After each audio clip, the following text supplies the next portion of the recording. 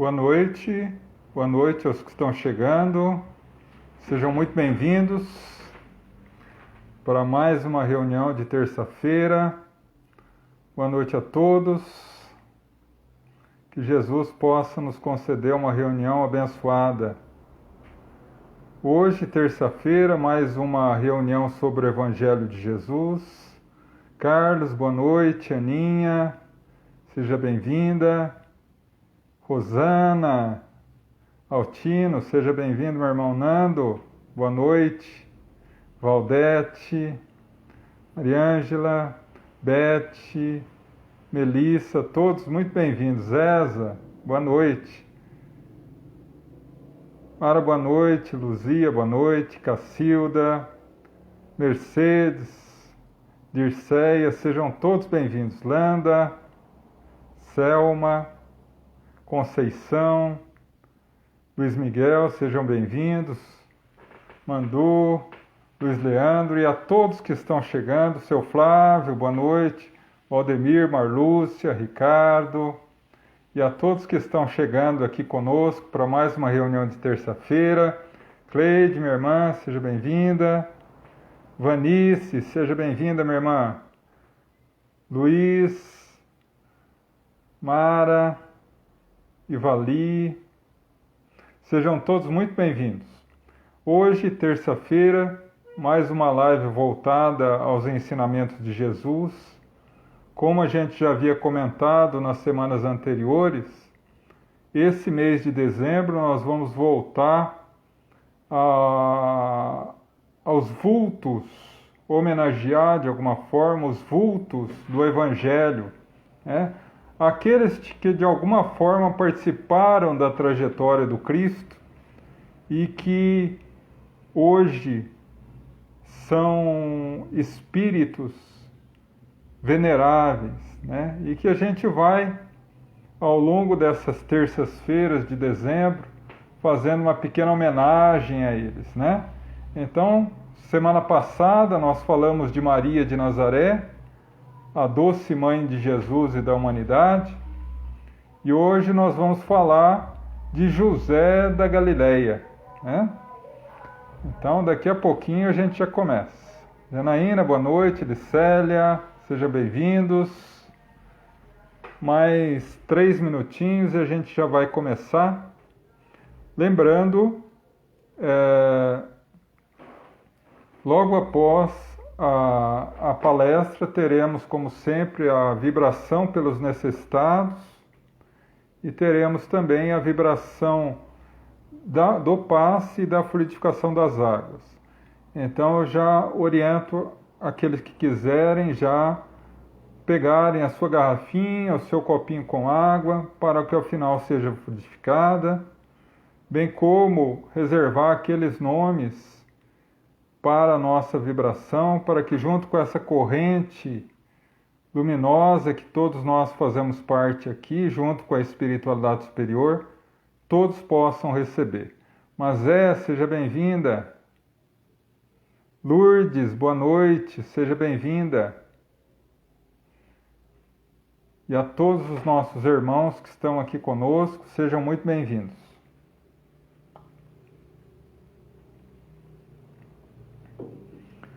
Só uma dúvida, meus irmãos. A imagem e o som está tudo ok? A imagem e o som? Só me dê um retorno aqui para que eu possa saber se está tudo em ordem, tá? Denise, Ana, sejam bem-vindas.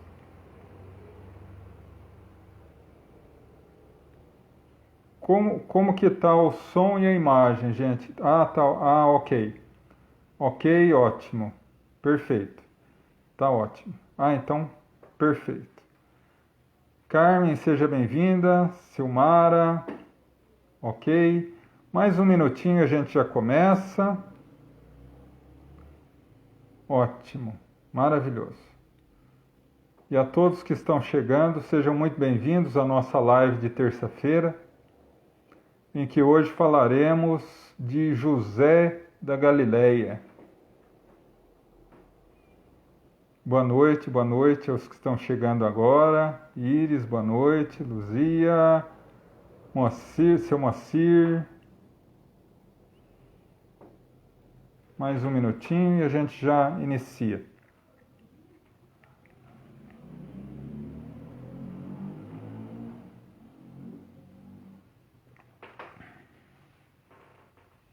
Opa, ótimo.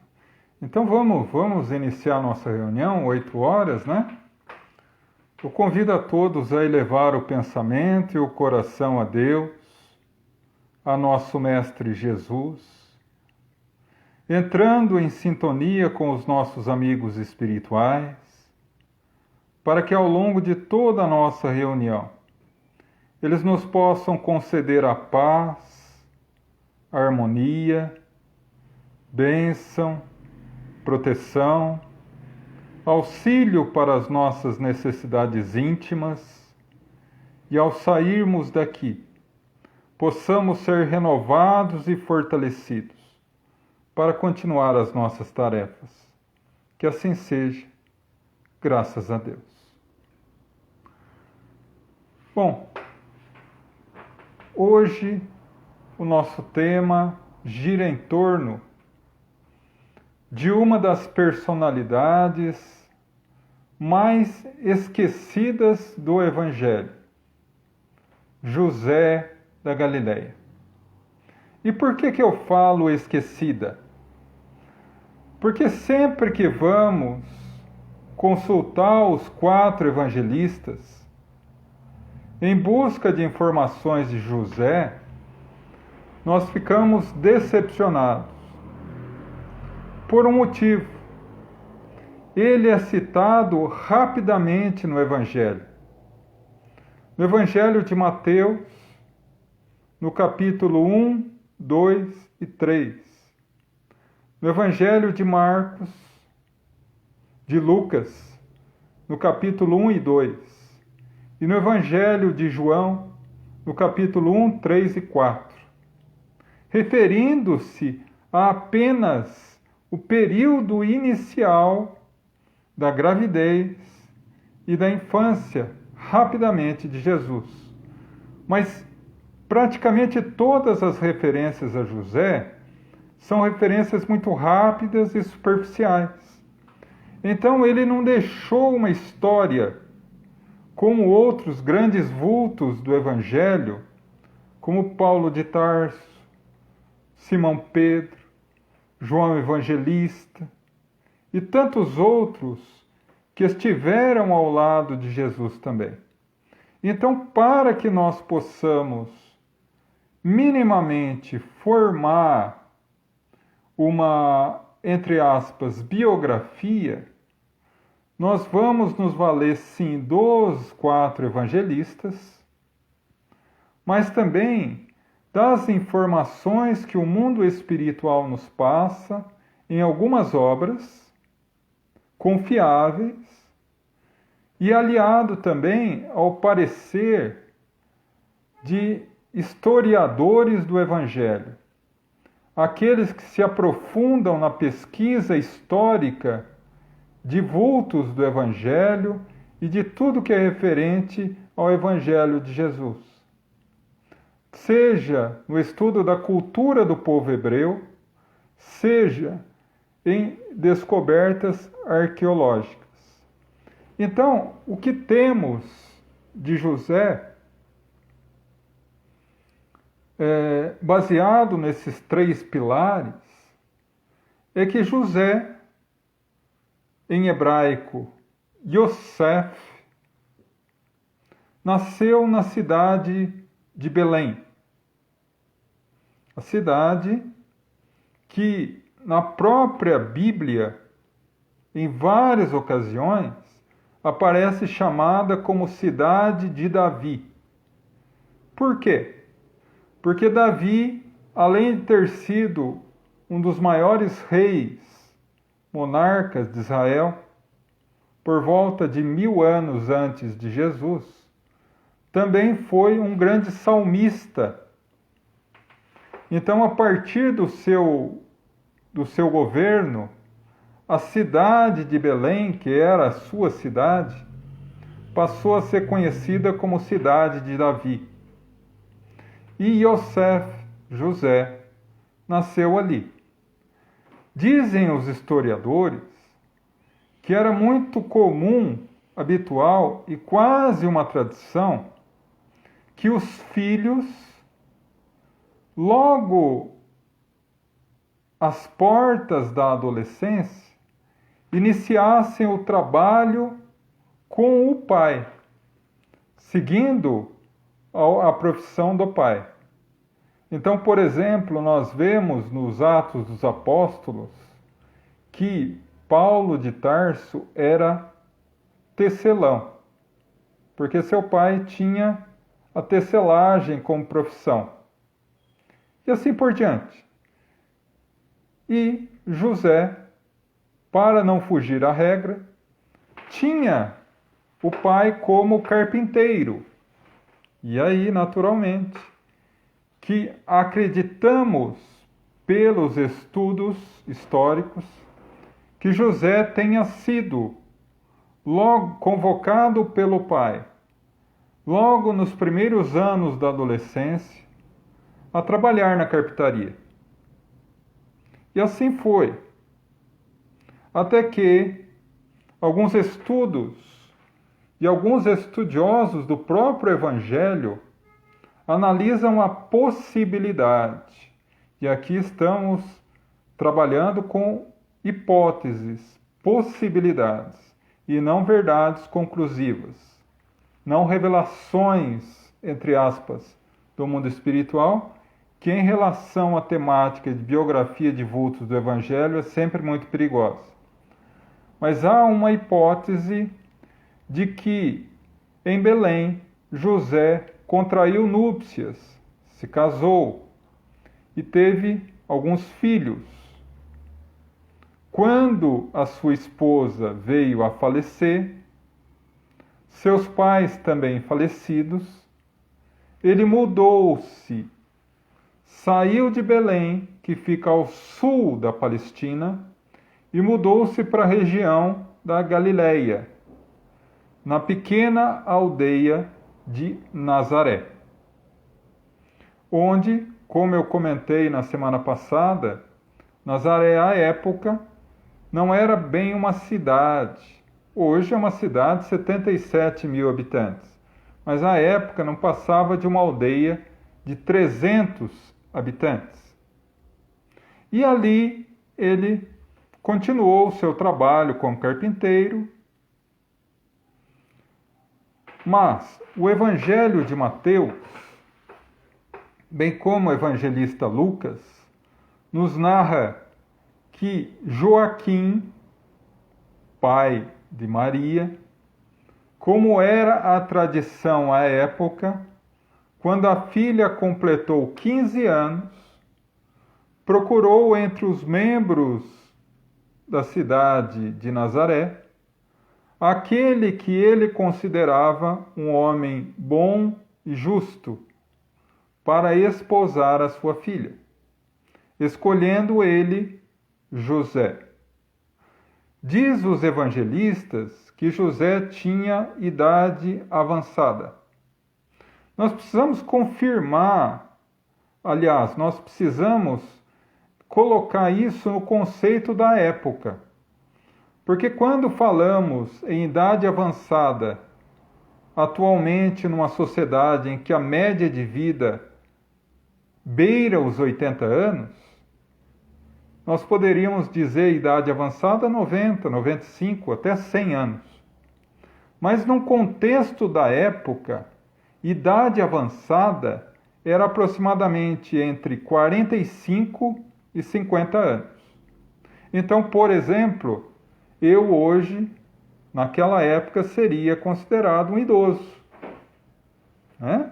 Então, muitos historiadores afirmam, baseado nessas tradições da época e no costume hebraico, que José tinha aproximadamente 45 a 50 anos quando foi convidado por Joaquim a esposar Maria como noivo. Maria tinha 15 anos. Como era a tradição à época, eles se conheceram e noivaram durante 1 ano, tendo apenas 2 encontros. O primeiro, aos 15, quando eles se encontraram pela primeira vez, e o segundo, aos 16 anos, quando ela completou 16. E aí houve o casamento. Vamos parar por aqui e abrir um parênteses. Ficamos a imaginar que Jesus, segundo a questão 625 do Livro dos Espíritos, é o espírito mais puro e perfeito que pisou a terra. Quando abrimos as páginas do livro A Caminho da Luz, Emmanuel nos narra que conta as tradições do mundo espiritual, que na direção de todos os fenômenos do nosso sistema solar, existe uma comunidade de espíritos puros e eleitos pelo Senhor Supremo do Universo e que dirigem todos os fenômenos do nosso sistema. Essa comunidade de espíritos puros, a qual Jesus é um dos membros divinos, só se reuniu nas proximidades do planeta para resolver problemas vinculados à formação e desenvolvimento do planeta Terra em 2 ocasiões nos milênios conhecidos. Diz Emmanuel, a primeira, quando uma parte do Sol se desprendia para formar a Terra. E a segunda, quando se decidia a vinda de Jesus ao planeta. Portanto, Emmanuel deixa claro que Jesus é o nosso Cristo, o nosso governador planetário. Mas cada planeta do nosso sistema solar tem um governante, um Cristo. E esses Cristos fazem parte de uma assembleia que se reuniu para decidir os parâmetros da sua missão divina no planeta.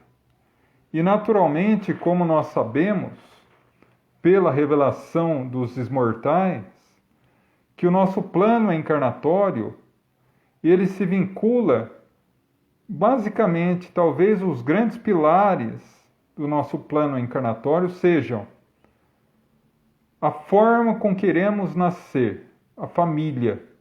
Talvez seja o mais importante dos pontos reencarnatórios. Quem será meu pai? Quem será minha mãe? Em que família que eu virei? Quais serão os meus irmãos, etc. E Jesus não foi diferente.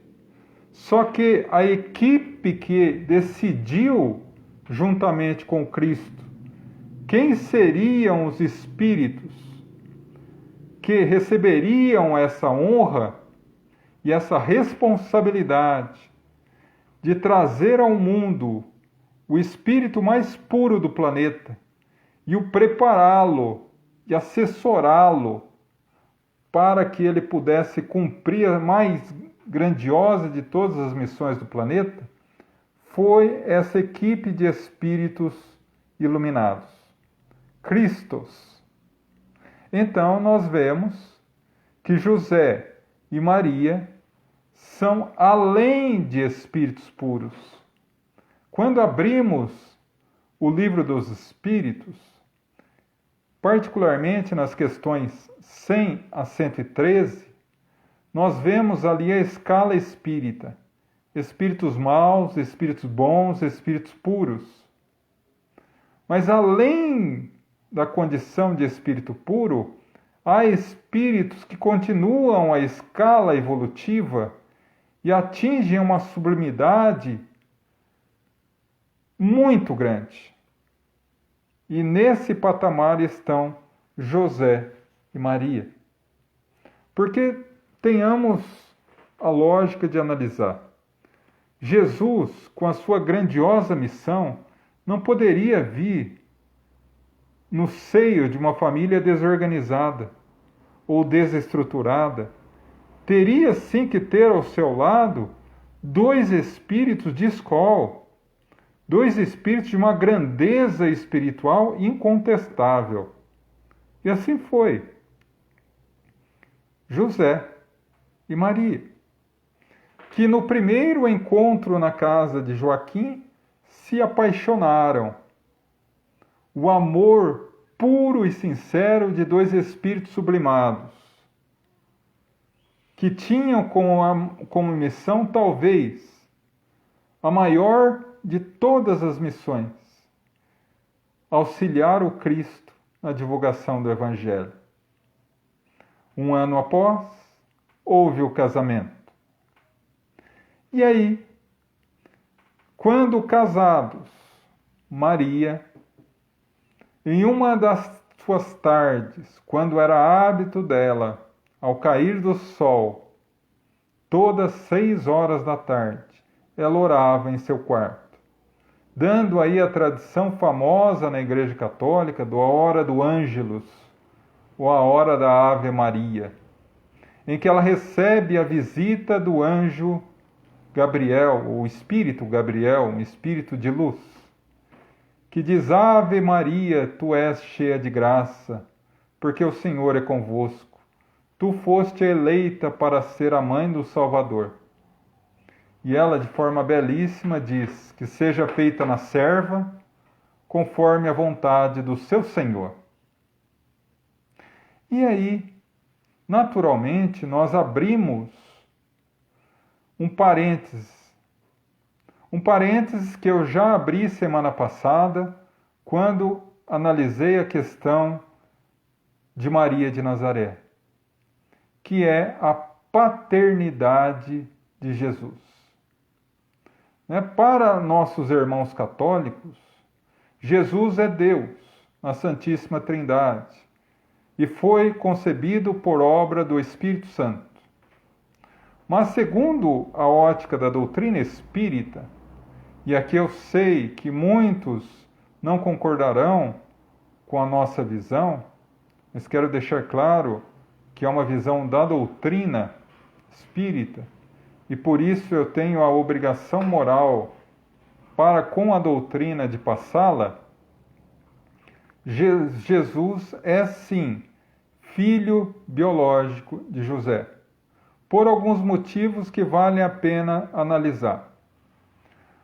Os profetas de Israel, desde Moisés, vêm prenunciando a vinda do Messias.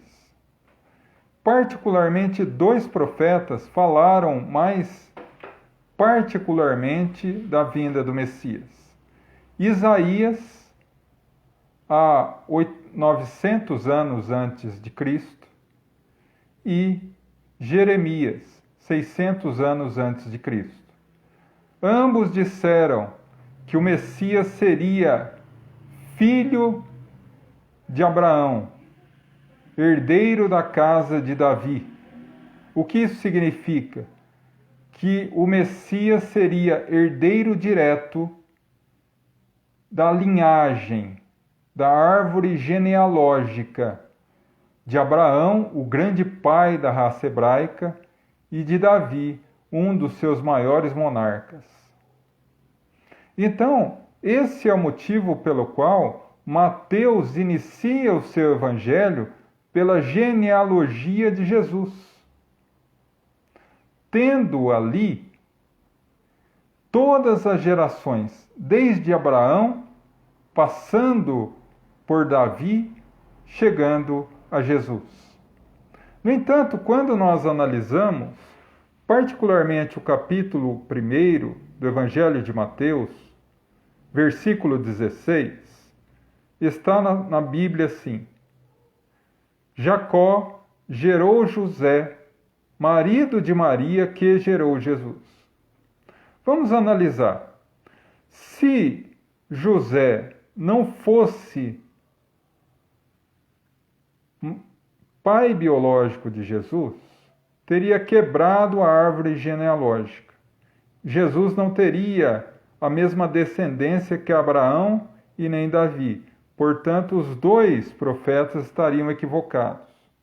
Como nós sabemos, analisando a história do Antigo Testamento pela ótica da doutrina espírita, nós sabemos que quem orientavam os profetas era o próprio Cristo. Então ele não poderia se contradizer. Portanto, há um equívoco nesse 16º versículo do capítulo 1.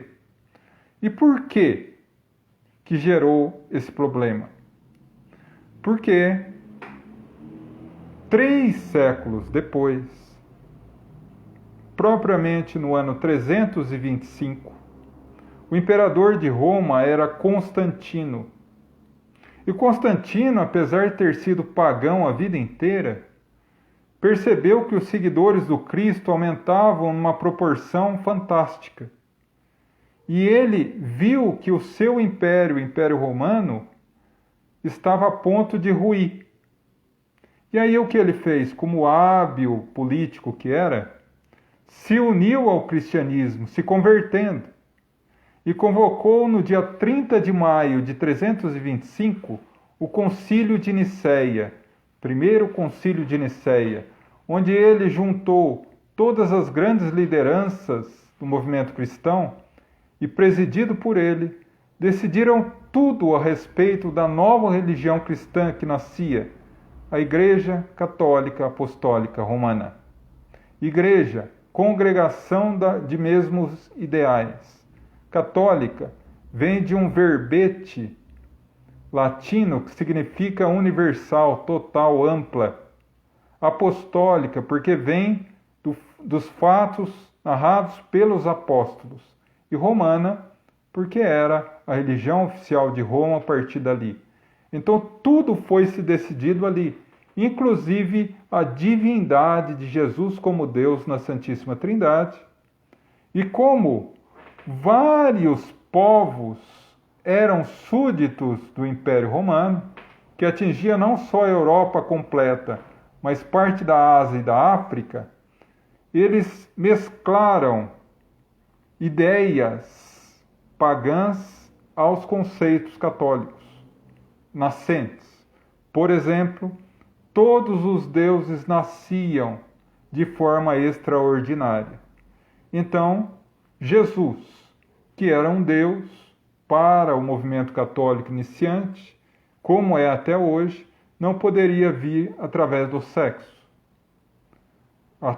Falando nisso, o sexo é uma manifestação da alma que pode ser corrompida pelo coração ainda enegrecido pelo mal, mas é uma manifestação divina, como o livro Sexo e Destino do nosso irmão André Luiz nos narra muito bem. Então, dessa forma, José é sim o pai biológico de Jesus. Até porque Jesus já nos falava, não vim destruir a lei, mas dar-lhe cumprimento. Ele não poderia iniciar a sua trajetória divina quebrando uma das leis divinas, que é a lei de reprodução. Então, dessa forma, fechamos esse parênteses delicado. E a partir daí, a gravidez se deu. E todos aqueles versículos, particularmente o versículo 19 e 20 do Evangelho de Mateus, em que narra a visita do anjo a José, dizendo para não ter medo de esposar Maria, em realidade, o anjo o visitou, Gabriel o visitou, mas para declarar que a gravidez de sua esposa, que foi feita, iniciada e gerada de forma natural, que ela estava esperando o Filho de Deus, o Messias esperado pelo povo, por todo o povo hebreu, desde a época de Moisés. Então, a partir daí, a gravidez continuou e eles poderiam descrever esse período da vida deles como nós costumamos dizer um mar de rosas. uma felicidade plena. Imagina uma família composta de 2 espíritos altamente evoluídos e aguardando a vinda em ventre, gerando Jesus que estava ali próximo no processo de gestação. Mas, quando Maria estava com apenas 1 a 2 meses para dar à luz, Tibério Augusto, o imperador romano, determina um édito, uma lei, que devia ser todo o povo recenseado, contado novamente. Para quê? Para cobrar mais imposto. Sim, aquela praga já existia naquela época, né? Então, José teria que viajar a Belém, a sua cidade natal, e levar a sua esposa. Mas o problema é que Belém a Nazaré, a distância é 150 quilômetros, atravessando o deserto. Maria grávida de 7 meses. Ia a pé ou no lombo de burrico. Imagina a dificuldade. Naturalmente que José se impôs. Não, não vai, Maria. Eles vão entender. Mas Maria é um espírito virginal, um espírito puro. Mas mesmo assim, como a tradição, a mulher é que manda.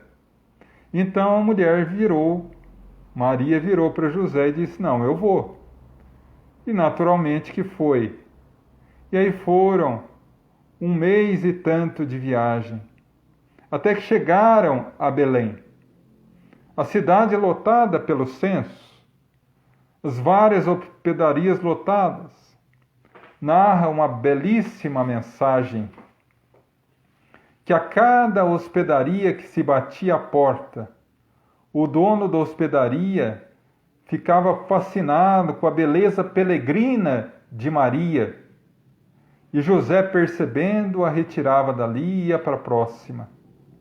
E depois de 3 ou 4 tentativas, ele, desesperado, encontra no abrigo dos animais a estrebaria, que se tornaria um poema de excelsa beleza.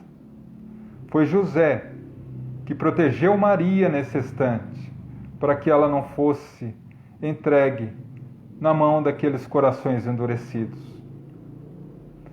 E ali veio o nascimento. José esteve ali, ao lado de Maria. Acolheu Jesus com um amor infinito. Mas naquela noite, após a visita dos Reis Magos, após o parto, eles estavam descansando, quando o anjo novamente surgiu. E talvez aí seja a passagem mais profunda e mais significativa da vida de José. O anjo lhe disse em sonho, o espírito puro Gabriel lhe disse: José, pega a sua esposa e o menino e vai para o Egito, e lá fique até eu te dizer novamente que pode voltar. Vamos analisar isso, meus irmãos. Vamos analisar isso. Nós estamos adormecidos na nossa casa. A nossa esposa, o nosso marido ao lado. O nosso filhinho recém-nascido no berço.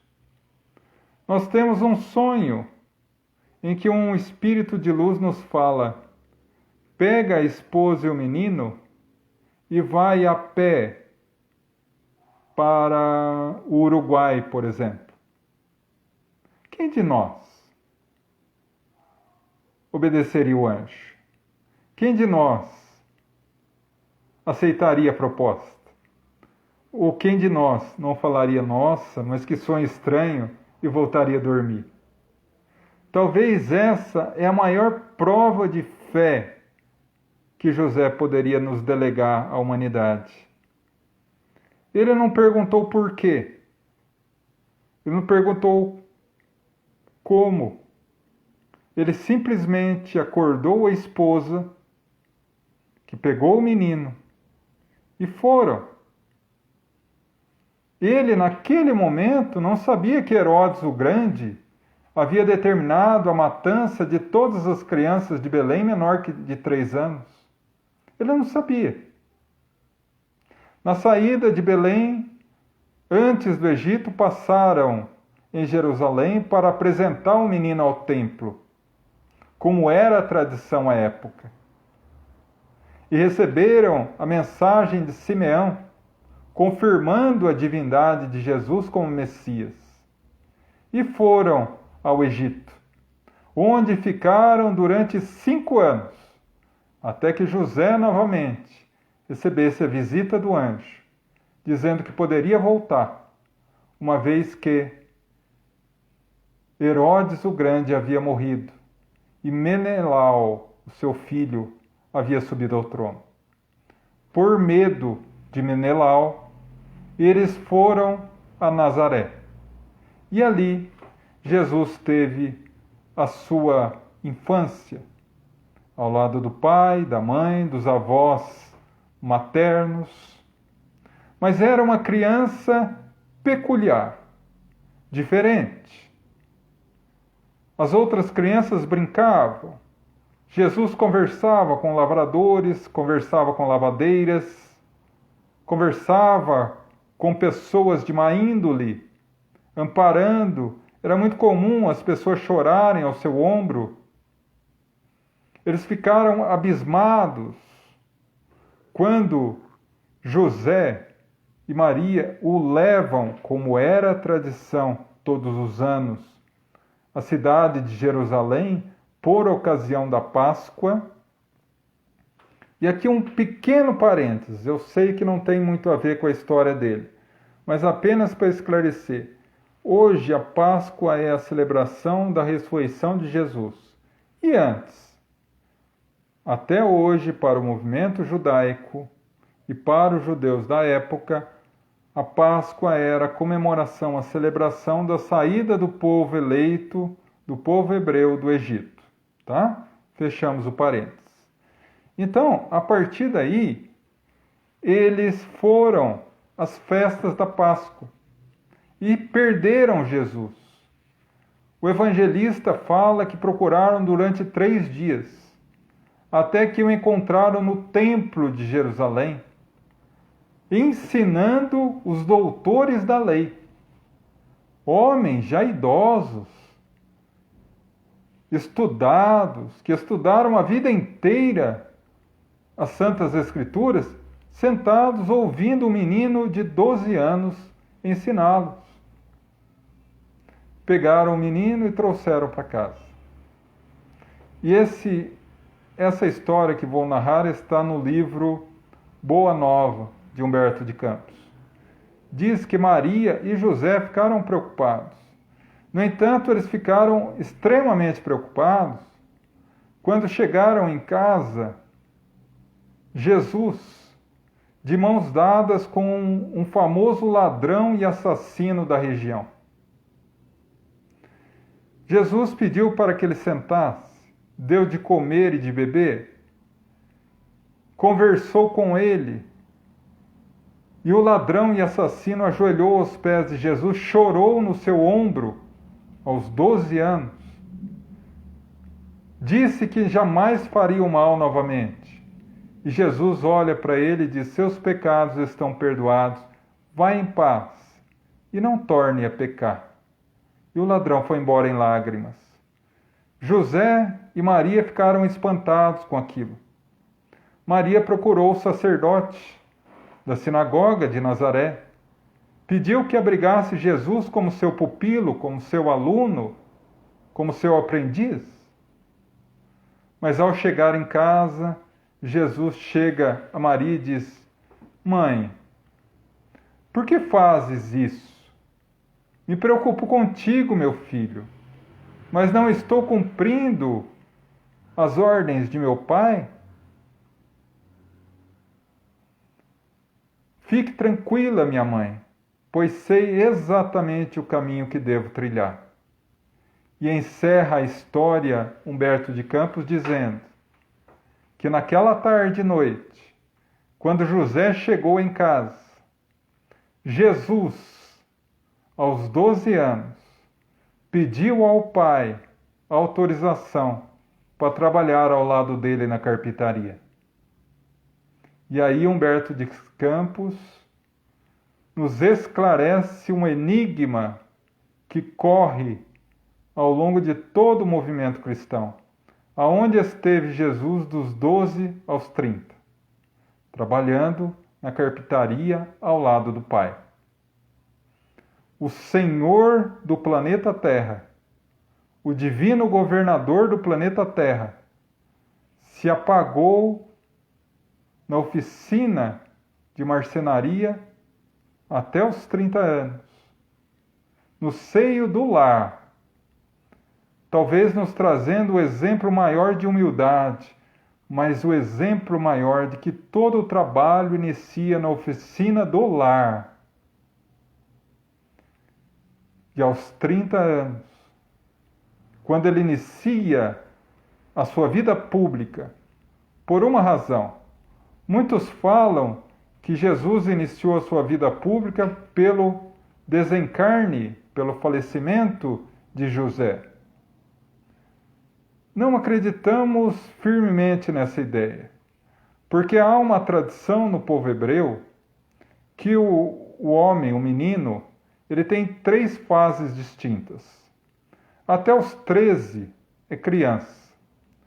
Nos 13 aos 30 é jovem, passando por um ritual de passagem aos 13 anos. E aos 30 ele é considerado homem e pode assim ensinar. Antes dos 30, tudo o que ele falar não é dado ouvidos. É uma tradição hebraica da época. Então, se Jesus começasse aos 28, aos 29, aos 26, ele não seria ouvido pelo povo. Por isso, começou aos 30. Mas nesta época, José desencarna. Muitos acreditam, vendo os evangelhos rapidamente, que talvez José não tenha feito muita importância na vida de Jesus, uma vez que ele não esteve presente ao longo de toda a história pública de Jesus, desencarnando antes. Mas ele teve um papel essencial na vida de Jesus. Desencarna José. José volta para a pátria espiritual. Jesus passa 3 anos da sua missão gloriosa na terra, até que chega a triste tarde do Calvário. E aqui eu vou narrar, ao sabor da nossa emoção e da orientação da espiritualidade superior, que no momento extremo, nos últimos instantes de vida do Cristo, física, Jesus olha a multidão dos hebreus, seus irmãos de raça, olha a visão espiritual, uma multidão de espíritos trevosos que gargalhavam, porque o que eles queriam já haviam conseguido, matar Jesus.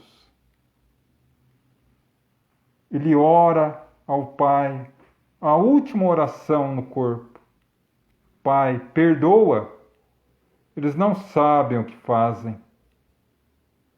E naquele instante ele começa a se desprender do corpo. Os espíritos de luz narram que no momento em que Jesus sai do corpo, a visão espiritual que se deu é como se o próprio sol tocasse a terra. Um foco de luz tão intenso e tão grande que as regiões umbralinas perceberam essa luz. os espíritos atormentados se aproximavam para ver o que estava acontecendo. E à medida que se aproximavam, falanges imensas de benfeitores acolhiam esses irmãos. Jesus em espírito toca o solo. Espírito grandioso e radioso. Um coral de anjos de luz cantavam glórias a Jesus. A felicidade pelo retorno à pátria espiritual com a sua missão completa. Mas Jesus não se detém nem no coro de anjos, nem no tumulto que se fez devido à tempestade, mas em um homem que estava a aproximadamente 7, 8 metros da cruz, ajoelhado, cabeça baixa, grossas lágrimas que lhe caíam dos olhos, com um olhar sereno e semblante tranquilo, Jesus se aproxima desse homem que estava em joelhos, coloca as mãos sobre os seus ombros e diz: Pai, entremos em meu reino, porque cumprimos a nossa missão. Era José da Galileia, que veio receber o Filho após a grandiosa missão. Assim, meus irmãos, a história desse vulto maravilhoso, que infelizmente os evangelistas não trouxeram mais informações. Mas mesmo assim, tem uma razão de ser. Porque sempre ficamos a imaginar o porquê. Maria de Nazaré, tantas histórias. Paulo de Tarso, Pedro, João, tantas histórias. Mateus, Zacarias, Isabel, tantas histórias. Por que não José? E ficamos nessa dúvida até ler uma pequena página de um livro de Emmanuel chamado Levantar e Seguir, intitulada José da Galileia. Eu vou declamar essa passagem, essa mensagem, não corretamente com as palavras dele, mas com as minhas palavras e com a minha emoção. Narra Emmanuel. Em geral, quando nos lembramos dos vultos masculinos, das personagens masculinas que trilharam ao lado da gloriosa caminhada de Jesus pela terra, na maioria das vezes nos vinculamos aos últimos momentos da sua vida física, na crucificação. Na sua grande maioria, nos momentos de fraqueza dos seus companheiros. Mas não podemos esquecer que ao lado dos beneficiados ingratos, dos perseguidores cruéis, dos ouvintes indiferentes e dos discípulos invigilantes, houve um homem integral que entregou a Jesus o seu coração puro e imaculado. José da Galileia é um espírito tão profundamente espiritual que nós humanos não conseguimos descrevê-lo. O que seria do cristianismo sem ele? Em uma época que se fala tanto da queda, da falência das criaturas humanas, lembremos que teve um tempo que Maria e o Cristo foram entregues às mãos e ao cuidado de um homem. Embora sendo visitado e procurado por um anjo, nunca se orgulhou dessa honra. Embora percebesse, visse o fascínio que os doutores da lei tinham em relação a Jesus, jamais abandonou a sua carpintaria. José, não temos muitas notícias dele, além daquelas que o mostram. Entre a sua oficina de trabalho, o seu lar e o templo, entre o trabalho e a adoração a Deus. O cristianismo deve a José da Galileia a porta da primeira hora, porque José passou pela terra no divino silêncio de Deus. A vida e trajetória de José da Galileia nos traz um ensinamento. Que Deus é assim. Ele age na nossa vida silenciosamente. Não aparece, mas está sempre presente. Como José. Nunca apareceu, nunca se tornou evidente, mas sempre esteve e deu tudo que podia a Jesus. E Deus é assim conosco. Nunca aparece, mas sempre está ao nosso lado e dá a nós tudo que necessitamos para vencer na nossa caminhada. André Luiz chega a dizer que Deus não se mostra porque ele não compete com os homens no palco das vaidades do mundo. E assim foi José da Galileia. Que José, para nós espíritas, seja mais lembrado, mais prestigiado. Não porque ele precise disso. Um espírito que chegou a um grau de evolução que nós, na nossa atual fase evolutiva, sequer podemos sonhar. Não por ele. Porque José da Galileia não precisa das nossas mesquinhas homenagens, mas por nós, para que possamos encontrar forças no exemplo de José para servir o Cristo incondicionalmente e para seguir as orientações de Jesus, há necessidade de ter fé. E a fé é se entregar, mesmo que não tenhamos ideia do porquê e do como. Que José da Galileia possa nos abençoar a todos essa noite. Que assim seja.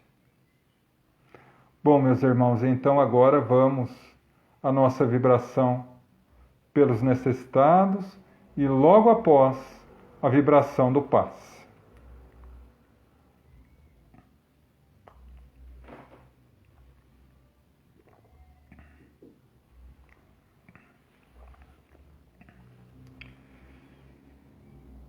Vamos elevar o pensamento a Deus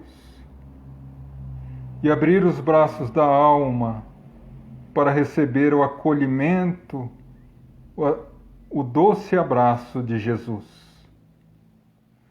Envolvidos nesse abraço carinhoso, vamos falar-lhe ao ouvido das nossas necessidades e aflições, das nossas dores, e Ele, o celeste amigo, haverá de nos amparar.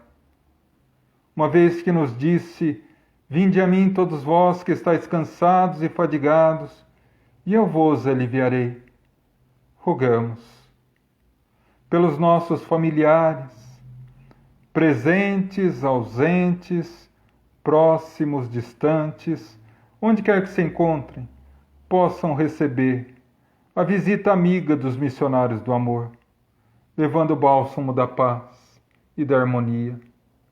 Rogamos pelos nossos irmãos encarnados, que passam por provas e expiações, dores e sofrimentos.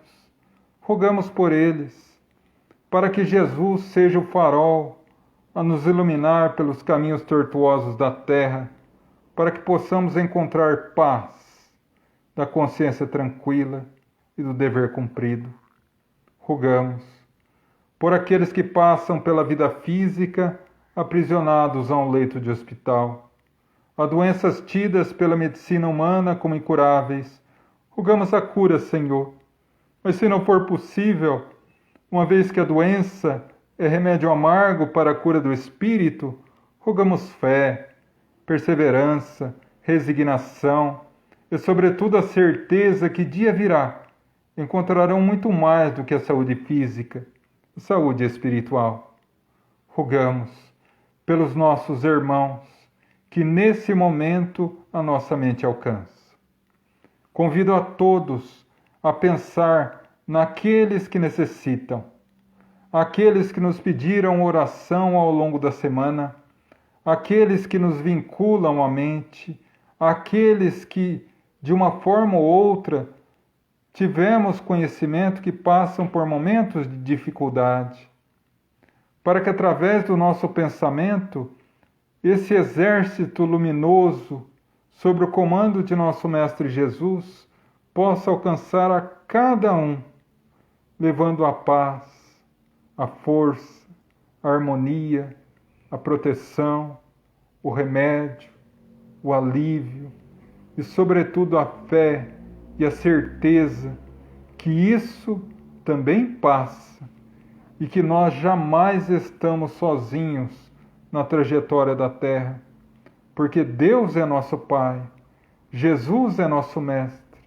temos ao nosso lado a doce mãe de todos nós e José como divino Pai da humanidade, ao lado de Deus, nos abençoando com seu amor incondicional. Rogamos pelos nossos irmãos desencarnados, nossos familiares que se foram antes, para que Deus os ilumine na nova etapa e que recebam de nós o buquê luminoso da nossa saudade, banhada na certeza da fé em Deus.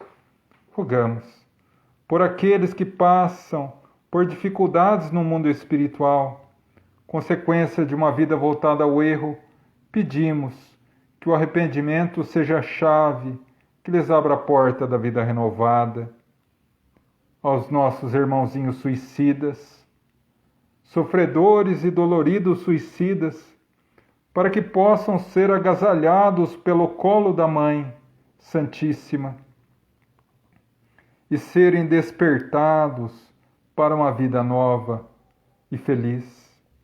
Rogamos pelos nossos irmãos endurecidos no mal, aqueles que intentam contra nós, aqueles que nos perseguem, aqueles que nos humilham, aqueles que fomentam o mal. Rogamos por eles. Como Jesus nos disse, eles não sabem o que fazem, são doentes do coração. Rogamos por eles, Mestre, para que a tua sublime verdade floresça em seus corações e os liberte, tornando dignos do teu infinito amor e misericórdia. E assim, agradecidos a Deus, o Pai da vida, a Jesus, o constante amigo, e a legião de espíritos amigos que nos abençoa, o nosso profundo agradecimento e gratidão.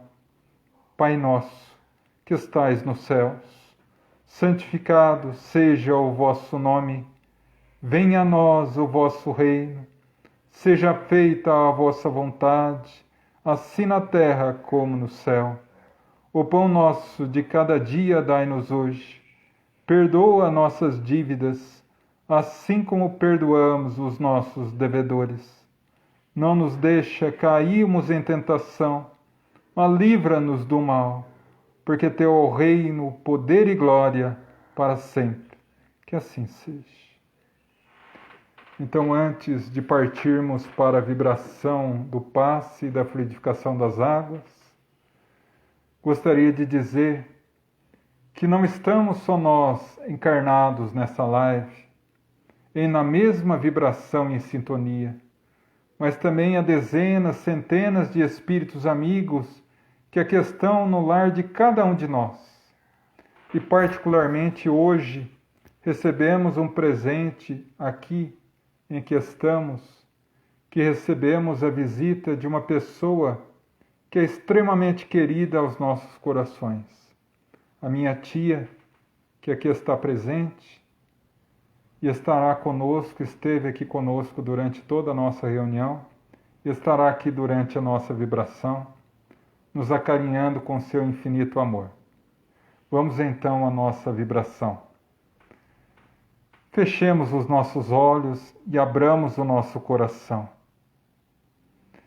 E pela força da nossa mente, vamos ser transportados para a pequena vila de Nazaré. Caminhamos por aquelas ruas de terra batida, até que encontramos uma humilde e pequena casa, quase um casebre, porta de madeira, cobertura de palha e barro. Somos atraídos inconscientemente a adentrar essa casinha humilde. Ao abrirmos a porta, encontramos José, Yosef, o doce pai de Jesus. Esse espírito tão amoroso e bom, que recebeu das mãos de Deus a dádiva suprema de abençoar e proteger aquele que é o Redentor do mundo. Com um sorriso largo ele nos abraça, nos envolve nesse momento em seu suave abraço, e a luz que sai dele nos envolve toda a alma, o nosso corpo, que agora, sobre a indução dessa luz, se harmoniza novamente.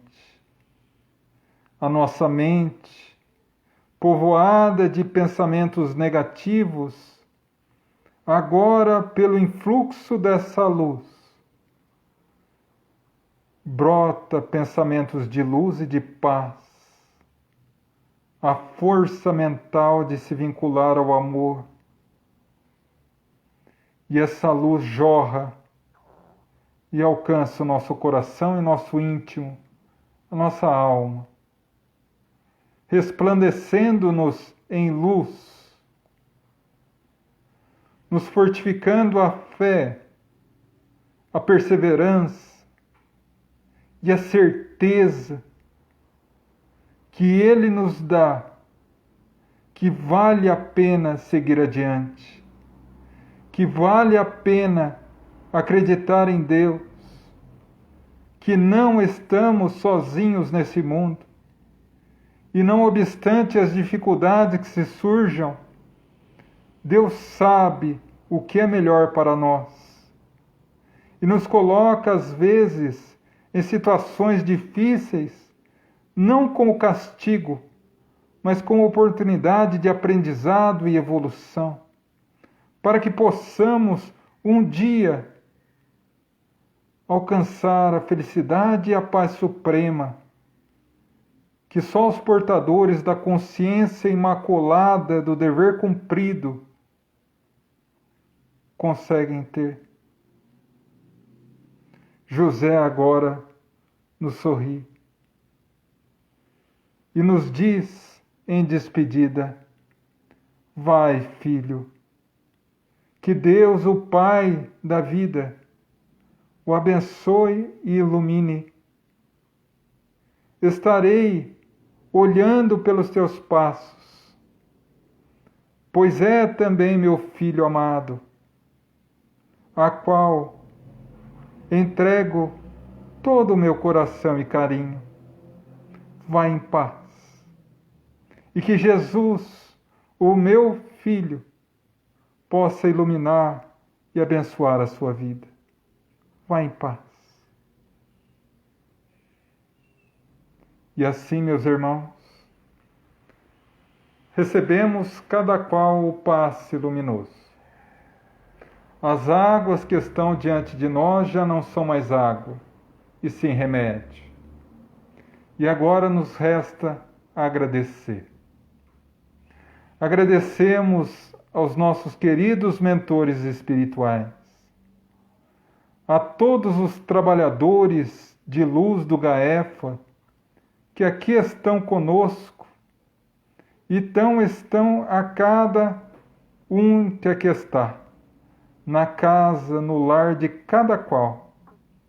Agradecemos a Francisco de Assis, o nosso patrono, a Mãe Santíssima de Nazaré, a Jesus, nosso amado Mestre, ao doce e amado José da Galileia, a quem homenageamos de forma simples e singela nessa noite, e a Deus, o nosso Pai, a quem humildes entregamos mais esse trabalho.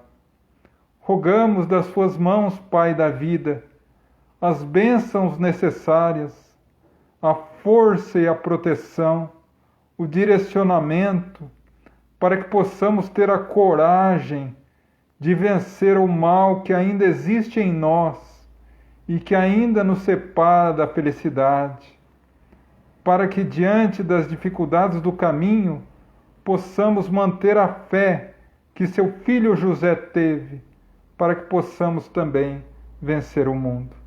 Que assim seja, graças a Deus.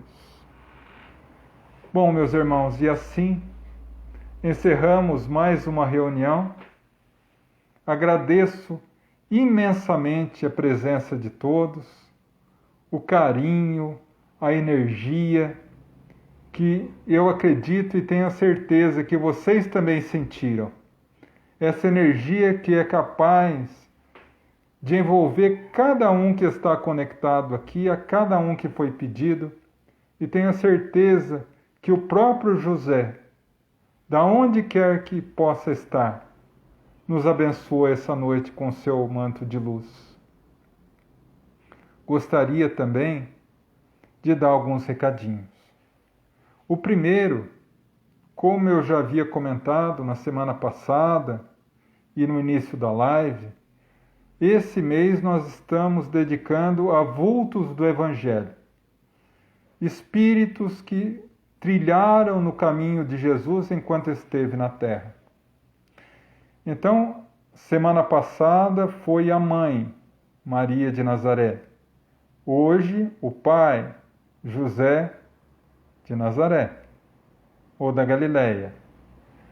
Semana que vem, na próxima terça-feira, será aquele que foi considerado pelo próprio Cristo o apóstolo amado, João, que foi considerado João o evangelista, por ter escrito o Evangelho. E não amado porque era o mais amado entre todos, é porque compreendia melhor os ensinamentos de Jesus. Eu, ao escolher João, eu particularmente puxei um pouco a sardinha para a minha brasa, porque a história de João me toca profundamente a alma. E peço a Deus que possa tocá-los também, porque é uma história muito bonita, a história dele. É uma história de perseverança e fé em Deus. Depois, fora essa semana que vem, teremos João Evangelista. Na outra semana, será a semana do Natal, teremos a história do Natal, né? A história de Jesus e do Natal. O porquê que optaram por ser de 25 de dezembro? Qual é o verdadeiro sentido do Natal? O que o mundo espiritual, se o mundo espiritual festeja o Natal também, né? E, sobretudo, a gente vai fazer uma análise, vamos fazer uma análise para ver se conseguimos descobrir qual a data do nascimento de Jesus, né? Até pouco tempo era muito complicado isso, né? Mas a gente vai tentar analisar pelos escritos do Evangelho, pelas informações da espiritualidade e pela ciência. Quem sabe se a gente não cruzar essas três fontes de informação, a gente não chega a uma data. Tem uma data? Não posso dar spoiler, né, gente? Esperem daqui 2 semanas. E a última semana do mês e do ano, a gente vai fechar o ano com a história daquele que foi o grande divulgador da doutrina cristã. Aquele sem o qual hoje não estaríamos falando de Jesus, Paulo de Tarso, que é uma história belíssima também, tá? Do mais, esta live ficará na nossa página do Facebook.